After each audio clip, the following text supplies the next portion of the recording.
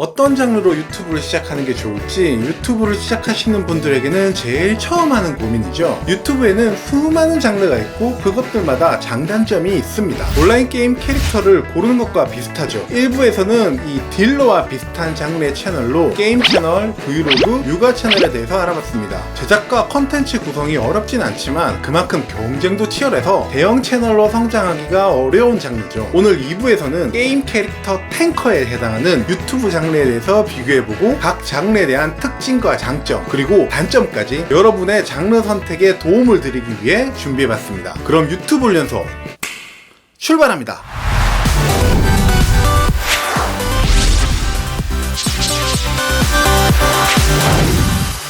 네, 안녕하세요. 영상 제작 후반 작업 15년 경력과 이제는 30만 구독자 채널을 운영 중인 유튜브 훈련소장 블레이즈입니다.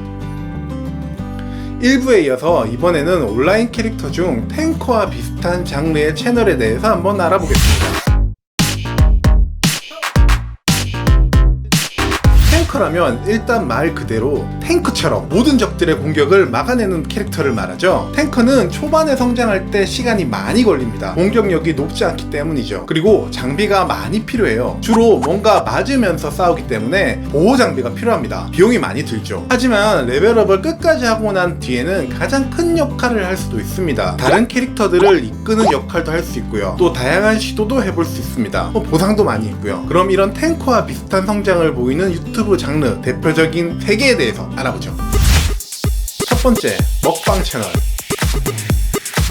먹방 채널이 대표적인 탱커 장르 채널입니다. 조금 넓게 요리를 주로 하는 쿡방도 있고요. 일단 먹방이든 쿡방이든 영상 한 편을 만들려면 반드시 음식값이 들어갑니다. 수익 승인을 받고 수익을 받기 전까지 영상 한 편에 계속해서 돈이 들어가요. 이거 진짜 무시 못합니다. 그렇다고 라면이나 이런 좀 가격이 싼 음식을 먹거나 조리하는 것만은 또 할 수 없죠. 그리고 그런 음식들은 조회수도 잘 안 나옵니다. 적어도 푸짐해 보이고 있어 보이게 음식을 세팅해야 돼요. 그래야지 썸네일을 보고 사람들이 들어오니까요. 일단 평균적으로 영상 한 편당 한 2만원에서 한 5만원 정도 평균 제작비로 필요합니다. 먹방은 일주일에 보통 최소 2개에서 3개 정도 올리는 채널이 많은데요. 물론 데일리 하는 채널도 있긴 합니다만 어쨌든 평균 3만원 제작비로 잡고 일주일에 9만원, 한 달에 36만원입니다. 절대 작은 금액은 아니죠. 어차피 식비는 들어가니까 하루에 한 끼만 방송으로 먹겠다고 생각할 수도 있습니다. 그런데 일주일에 3일을 한 끼만 먹고 사는 건 또 절대 쉬운 일이 아니죠. 먹방들도 여러가지 형태가 있는데 리액션을 하면서 먹는 방송은 보통 실시간 방송을 주로 하죠. 실시간 방송은 많이 먹거나 아니면 빨리 먹거나 하지 않으면 시청자들이 잘 안 들어와요. 그래서 하루에 한 끼만 먹으려고 촬영을 하며 식사를 하다 보면 나중에는 분명 몸에 문제가 생깁니다. 계속되는 소화불량이나 음식을 아예 촬영하면서는 못 먹을 것 같은 상황도 생겨요. 먹방 유튜버 분들이 슬럼프를 겪거나 음식을 먹는 행위에 대해 정신적인 문제가 생기는 경우도 많았습니다. 어쨌든 초반이 좀 어렵습니다. 특히 아무런 보상이 없을 때는 더욱 그렇죠. 자, 이제 장점을 볼까요? 일단 컨텐츠는 계속해서 끊길 일은 없죠. 다른 먹방 채널의 음식들을 참고하면 되니까요. 트렌드도 쉽게 알 수 있고요. 그래서 초기 자본과 제작비는 많이 들지만 성장할 때 제일 어려운 아이디어, 어떤 컨텐츠를 해야 될까 하는 고민은 상대적으로 조금 덜하죠. 그리고 영상은 본인이 노력만 있으면 얼마든지 계속 찍어서 올릴 수 있죠. 편집이나 후반 작업에 대해 기술적으로 어렵거나 오래 걸릴 일도 없습니다. 잘 찍기만 하면 편집할 일도 없고요. 근데 요새 먹배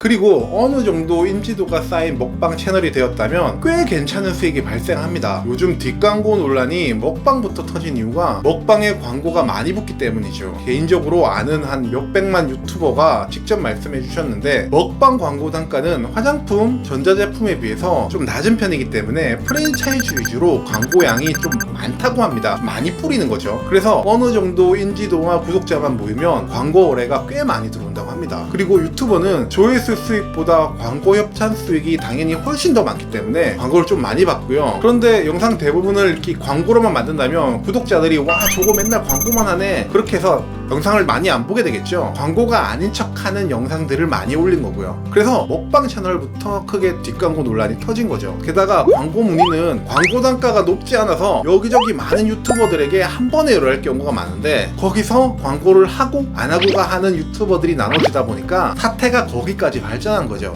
두 번째 채널 장르는 ASMR. 이 채널도 마찬가지입니다. 시작하려면 장비 가격이 많이 들어가요. 카메라야 그렇다 치지만 일단 기본적으로 마이크 가격이 장난 아니거든요. ASMR 유튜버들이 많이 사용하는 줌 H5도 직구로 사면 조금 싸지만 그래도 한 30만원 후반대입니다. 거기서 좀 더 나가서 사람 귀 모양처럼 생긴 마이크가 있어요. 진짜 사람 귀에 들리는 것처럼 녹음되게 하는 목적이죠. 이런 3DO 마이크까지로 가면 한 100만원 넘깁니다. 어떤 건 800만원 넘는 것도 있고요. 장비값이 어마어마하죠. 그리고 방음 세팅을 해야 돼요. 대부분 집, 아파트에서 밤에 찍으시는 경우가 많은데 소음 문제 때문에 그렇습니다. 위층에서 조금만이라도 소리 난다면 마이크가 고성능이기 때문에 다 잡혀요. 그래서 또 마이크 감도를 엄청 높여서 속삭이듯 녹음하기 때문에 더 잘 들리죠. 그것뿐만 아니라 여러 생활 소음들이 마이크에 잡혀서 영상을 망치기도 하고요. 그래서 ASMR 하시는 분들은 계속 모니터를 하면서 촬영을 하죠. 귀에 이어폰을 꽂고 어떤 소리가 들어가는지 들으면서요. 이렇게 장비 문제도 있지만 ASMR 장르가 각광을 받으면서 여기도 경쟁이 어마어마합니다. 그런데 먹방 채널과 비슷하게 시청자 풀은 딱 정해져 있어요. 좋아하거나 아니면 관심 없거나 둘 중 하나죠. ASMR을 좋아하는 사람들 상대로 파일을 나눠야 된다는 말입니다. 경쟁이 많은 채널은 초반에 성장하기가 굉장히 어렵습니다. 먹방도 마찬가지긴 하지만 영상 개수가 어느 정도 돼야 유튜브에서 노출이 좀 되는 것처럼 아마 느껴지실 겁니다. 정확하진 않지만 다른 유튜버들이 비슷한 얘기를 하시는데 그 선은 대략 한 5, 60개 정도 올려야 어느 정도 노출이 된다고들 합니다. 그전에도 뭐 잘 될 경우도 있지만 한 50개 이상은 일단 올려봐야 이제 수익 승인 조건까지 갈까 말까 한다는 거죠. 자, 그럼 장점을 한번 볼게요. ASMR은 먹방과 마찬가지로 컨텐츠로 만들 수 있는 것들이 엄청 많아요. 트렌드도 반영할 수 있고 조회수가 잘 나온 영상은 약간 다르게 다시 찍어서 올려도 오히려 시청자들이 좋아합니다. 특히 ASMR 장르는 다른 유튜버들과 콜라보하는 경우가 많고 멤버십이나 유료 컨텐츠로 전환하는 경우도 많죠. 이렇게 종이에 낙서만 1시간 해도 몇만 단위의 조회수가 나오는 컨텐츠는 아마 이 ASMR이 유튜브에서 유일할 것 같아요. 그리고 ASMR과 먹방을 합친 리얼 사운드라는 형태의 컨텐츠도 있고요. 이 컨텐츠도 확장되면 훨씬 더 글로벌에 더 많이 노출되고 채널 수익도 많이 얻을 수 있습니다. 세 번째, 뷰티, 패션.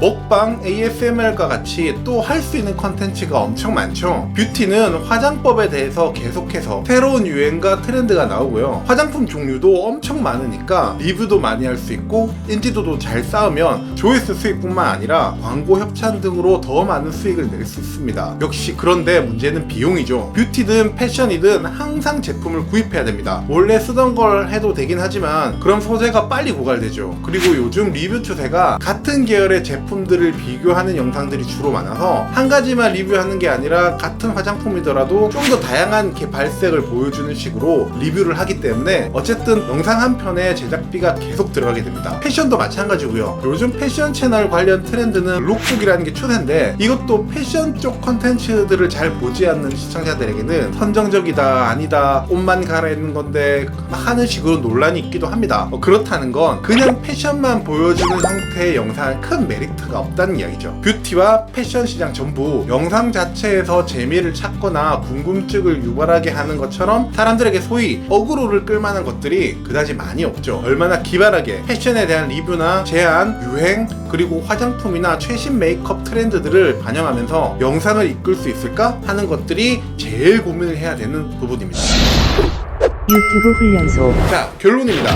게임 캐릭터 탱커와 비슷한 유튜브 장르, 먹방, 쿡방도 포함이죠. ASMR 그리고 뷰티와 패션 채널 이렇게 있었는데요. 제가 이렇게 게임 캐릭터와 유튜브 장르를 비교해보는 이유는 초반, 그러니까 시작할 때 어떤 걸 하느냐에 따라서 초반이 쉽고 나중에 어렵거나 나중은 좋은데 초반이 너무 어렵거나 그런 걸 말씀드리려고 하는 거죠. 그래서 게임 캐릭터 탱커처럼 다른 직업에 비해 장비값이 많이 들어가고 초반 성장이 지루한 이런 캐릭터처럼 앞서 말한 채널 장르들도 제작비가 좀 들어가는 채널입니다. 또 성장해내기까지 다른 채널 대비 좀 오래 걸리기도 하고요. 컨텐츠 각각 제작하는 게 또 비슷해서 지루하기도 합니다. 하지만 이 컨텐츠들의 공통점은 언어 장벽이 없어서 해외 노출되기가 정말 쉽죠. 그래서 구독자가 국내 채널 최대 기준을 넘기는 경우도 많습니다. 구독자가 많고 조회수가 높다는 건 협찬이나 광고를 받을 때 다른 채널 대비해서 더 많이 받을 수 있다는 거고요. 일단 한번 되면 유명 유튜브 채널이 되면 컨텐츠 소재에 대해서 많은 고민을 할 필요도 없고 트렌드도 항상 즉각 반영할 수 있으니까 채널 유지도 많이 어렵지 않죠. 게임 캐릭터 탱커처럼 후반에 유리한 것과 비슷하네. 자, 1부, 2부에 걸쳐서 대략적인 채널 장르의 특성들에 대해서 알아봤는데 좀 더 구체적으로 한 장르에 대한 전략과